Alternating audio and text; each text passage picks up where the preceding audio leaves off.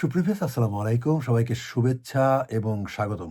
সুপ্রিয় ভিউয়ার্স আজকে একটি চমৎকার নিউজ নিয়ে আপনাদের সামনে হাজির হয়েছি। আর সেটা হচ্ছে যে ব্রিটেনে যারা লোক আনেন অর্থাৎ রিক্রুট এজেন্সি তাদের বিরুদ্ধে এখন ক্র্যাক ডাউন এর একটি পরিকল্পনা হাতে নিয়েছে সরকার।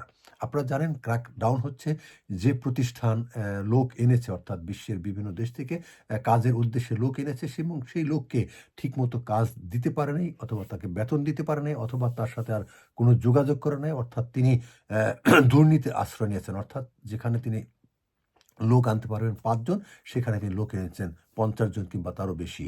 এই যে অতিরিক্ত লোক এনেছে এবং এগুলি এখন বর্তমানে হোম অফিস এগুলিকে নজরে নিয়েছে এবং নজর নেওয়ার ফলে তাদেরকে এখন ঢালাইভাবে না করে তাদেরকে প্রকৃতভাবে যাচাই-বাছাই করা হচ্ছে এবং যাদের বিরুদ্ধে এই দুর্নীতি অভিযোগ রয়েছে তাদেরকে তদন্ত করছে।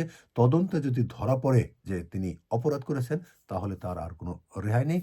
তার লাইসেন্স তো বাতিল হবেই, সেই সাথে জেল জরিমানা রয়েছে এবং আরো কি সমস্যা হতে পারে সে বিষয়ে আমরা অভিজ্ঞ আইনজীবীর সাথে কথা বলছি। ইউকেতে যারা ডোজি এমপ্লয়ার হিসেবে বিবেচিত হচ্ছে তাদের বিরুদ্ধে হোম অফিস সিরিয়াস ক্লামডাউন নিয়ে আসছে। ক্লামডাউন অথবা ক্র্যাকডাউন বলতে পারেন।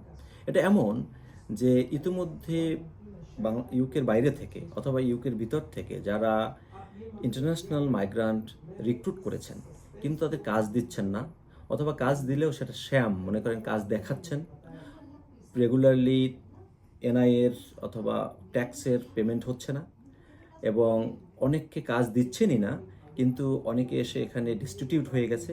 তাদের বিরুদ্ধে, এইসব এমপ্লয়ারদের বিরুদ্ধে হোম অফিস এই ক্র্যাকডাউন করবে। এ বিষয়ে তারা এই সপ্তাহে একটা আপডেট দিয়েছে এবং তারা বলেছে মাইগ্রেশন অ্যাডভাইজারি কমিটি এই বিষয়গুলো সুন্দর করে এখন অ্যাসেস করবে, ইনভেস্টিগেশন করবে এবং স্পেশালি যারা আপনার এর আগে যেমন কেয়ার সেক্টরে এরকম ব্যাপক মিসইউজ হয়েছে সেটা তারা আইডেন্টিফাই করে ফেলেছে, এখন ক্র্যাকডাউন চলতেছে। ঠিক একইভাবে যারা রেস্টুরেন্টে, আপনার আইটি ভিসায়, আপনার বিল্ডার্স, বিভিন্ন রকমের যে ভিসাগুলো রয়েছে সেখানে শর্ট টার্ম ভিসায় বিভিন্ন জনকে এনে কাজ দিচ্ছেন না, তারা অ্যাসাইলাম করতেছে, কেউ কেউ ডেস্টিটিউট হয়েছে, কেউ কেউ আদার্স অ্যাপ্লিকেশন করতেছে, কেউ ইউরোপে চলে গেছে। এগুলো সব তারা এখন মাইগ্রেশন অ্যাডভাইজারি কমিটিকে বলেছে যে এটাকে সুন্দর করে ইনভেস্টিগেট করে একটা ক্র্যাকডাউন করা এবং জরিমানা করা এমপ্লয়ারদের। শুধুমাত্র স্পন্সরশিপ লাইসেন্স বাতিল নয়, তাদের বিরুদ্ধে একটা স্পেসিফিক করে কত জরিমানা করা যায় এবং এরকমের যেন মিসইউজ ভবিষ্যতে না হয় সেই জন্য মাইগ্রেশন অ্যাডভাইজারি কমিটিকে তারা গাইডলাইন দিয়েছে হোম অফিস এবং তারা এই ক্র্যাকডাউন যে কোনো সময় শুরু করবে।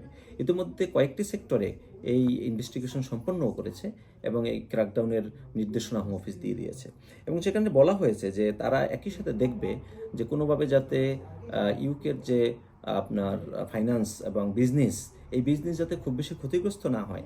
এই জন্য মাইগ্রেশন অ্যাডভাইজারি কমিটি বা ম্যাক তারা এখন দেখবে যে আসলেই শর্টেজ কোথায় কোথায় রয়েছে, সেই শর্টেজের জায়গাগুলো জেনুইন এমপ্লয়মেন্ট হচ্ছে কিনা, জেনুইন রিক্রুটমেন্ট হচ্ছে কিনা, এই জেনুইননেস টেস্টটা যেমন থাকবে, একই সাথে এমপ্লয়ারদের নাম দিয়ে অনেকে অনেক রকমের মিসইউজ করেছে। যেমন ধরেন আপনার একটি কোম্পানিতে আপনি ৫ জন নিয়ে আসতে পারেন বা ৩ জন নিয়ে আসতে পারেন, কিন্তু হোম অফিসকে আপনি অনেক ডকুমেন্ট দিয়েছেন, ফেক ডকুমেন্ট দিয়েছেন অথবা এক্সাজারেট করে কিছু ডকুমেন্ট দিয়েছেন যে আপনি ২০ জন আনতে পারবেন। তো আপনাকে কিন্তু ১৫ জন ২০ জনের অনুমতি দিয়েছে অনেক কোম্পানিকে এবং আপনারা এনেছেন কিন্তু তাদের কাজ দেখাচ্ছেন না বা কাজ করছে না, কাজ দিচ্ছেন না। আবার একই সাথে অনেকে ইউরোপে চলে যেতে গিয়েছে, অনেকে অ্যাসাইলাম করেছে। তো সেই জায়গাগুলো তারা এখন কোঅর্ডিনেট করে এদের বিরুদ্ধে একটা ক্র্যাকডাউন করবে।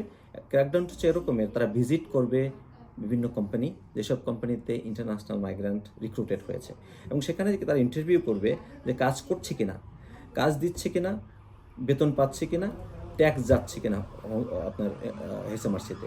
এই জায়গাগুলো যখন দেখবে যে কনসিস্টেন্ট যদি না হয় তাদের বিরুদ্ধে জরিমানা করবে, স্পন্সরশিপ লাইসেন্স বাতিল হবে এবং একই সাথে তাদেরকে বিভিন্ন রকমের পেনাল্টি দেয়া হবে এবং ভবিষ্যতের জন্য হয়তো নিষিদ্ধ করতে পারে এবং